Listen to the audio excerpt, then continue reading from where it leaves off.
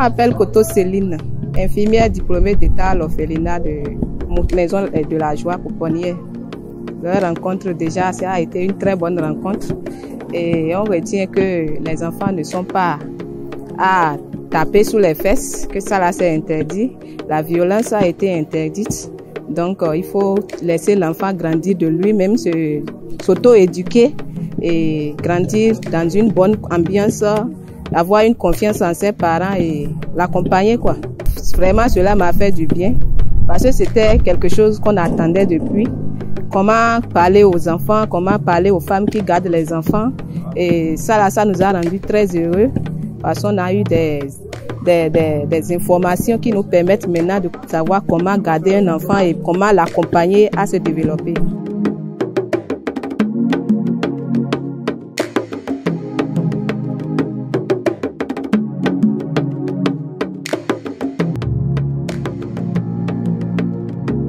Je m'appelle Baraldi Carla. Je suis ici avec les enfants, les orphelins. Je suis la responsable pour le moment. Ils nous ont ouvert un peu plus sur les violences qu'il peut avoir sur les enfants, ce que nous ne devons pas faire, mais que c'est difficile quelquefois ne pas le faire. Et bon, on s'est instruit un peu, donc ça va nous aider beaucoup. Ce sont des amis qui viendront encore à nous raconter peut-être d'autres choses que nous devons apprendre. On l'a connu comme ça l'année passée, ils sont revenus, c'est bon. On va collaborer aussi pour avoir une aide utile quoi, pour les enfants.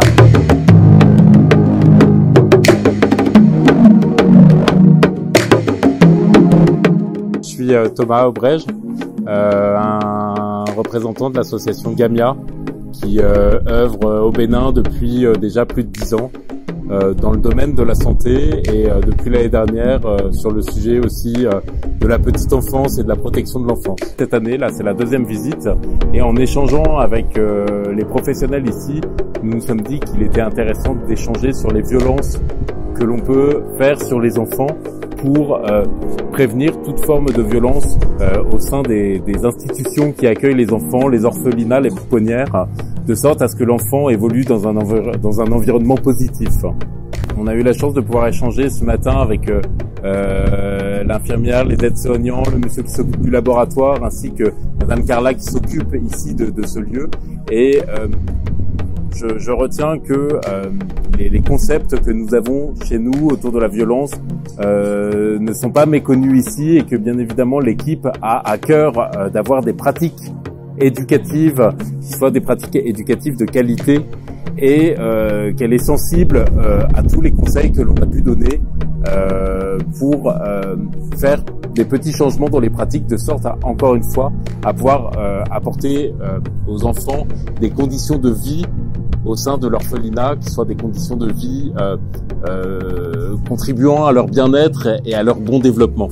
On a évoqué d'autres sujets ce matin pour voir comment l'association pourrait soutenir aussi autrement l'orphelinat. On a évoqué plusieurs sujets, dont celui des couches, puisque les enfants ici bénéficient, c'est des petits enfants qui ont moins de 2 ans, ils bénéficient de couches jetables parce que l'équipe ici se débrouille pour pouvoir leur acheter des couches.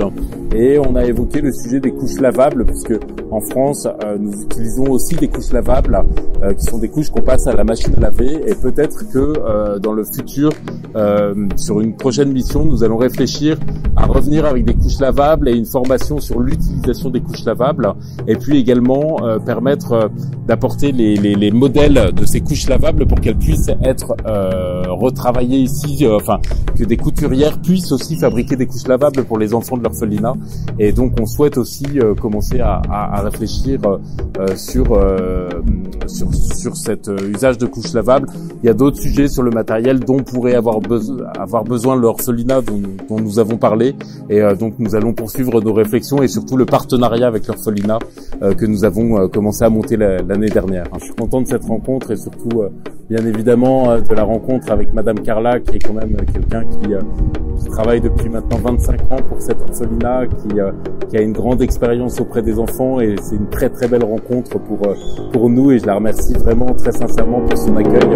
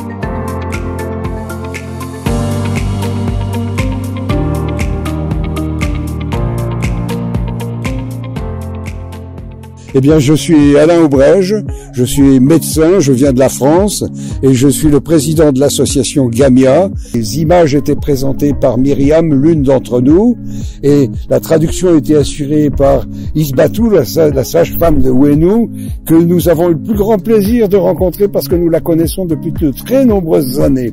Notre première attente, c'était de voir comment cette boîte à images fonctionnait quand on la présentait à la population.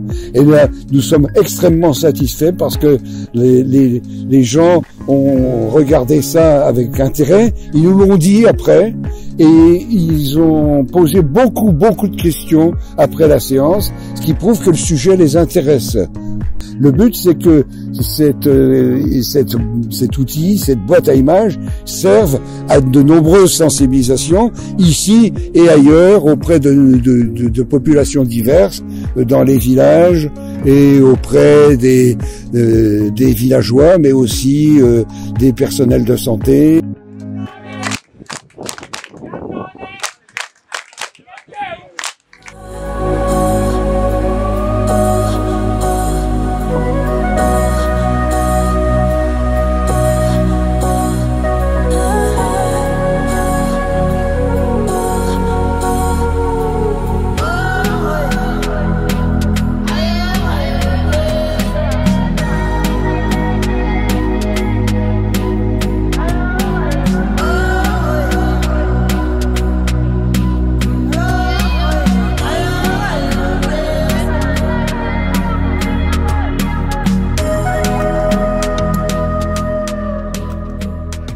Je me sens beaucoup à l'aise et très contente parce que je vais diminuer de manger ce qui est sucré, de boire les boissons sucrées comme la sucrerie, la bière, le sucre, les bonbons et le maïs.